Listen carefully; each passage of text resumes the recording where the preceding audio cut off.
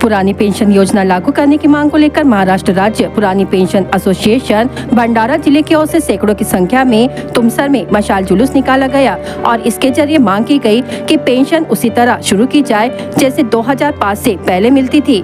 उस वक्त इस मार्च में पुरानी पेंशन संगठन के कार्यकारिणी पदाधिकारी और कर्मचारी शामिल हुए।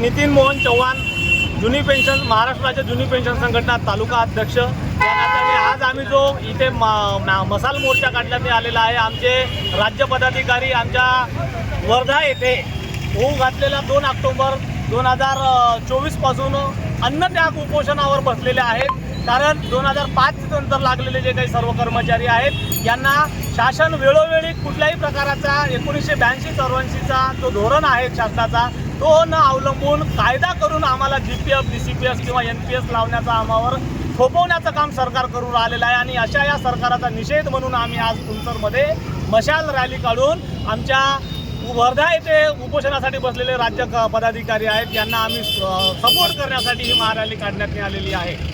आमच्या मागण्या जर शासनाने पूर्ण केला नाही तर येणाऱ्या या विधानसभेमध्ये आम्ही कर्मचाऱ्यांचं वोट फॉर ओपीएस म्हणजे जो आम्हाला शासनाला जो सरकार किंवा जो पक्ष आम्हाला पेन्शन लागू करेल त्या सरकारच्या सोबत आम्ही ठामपणे उभे राहू आणि त्यांना विधानसभेमध्ये आणण्यासाठी आम्ही होईल तेवढ्या प्रमाणामध्ये आम्ही प्रयत्न करण्याचा संपूर्ण महाराष्ट्रातील कर्मचाऱ्यांनी एकवटलेला आहे। आम्ही कर्मचारीच नाही तर आमच्या पाठीमागे आमचा कुटुंब, आमचा आप्त नाईक, आमचे नातेवाईक, आमचा मित्र परिवार हे संपूर्ण आमच्या पाठीशी आहे। जोपर्यंत शासन आम्हाला पेन्शन देणार नाही तोपर्यंत आम्ही आमची मागणी सतत लावून धरू आणि येणाऱ्या विधानसभेमध्ये आम्ही सरकारला दाखवून देऊ।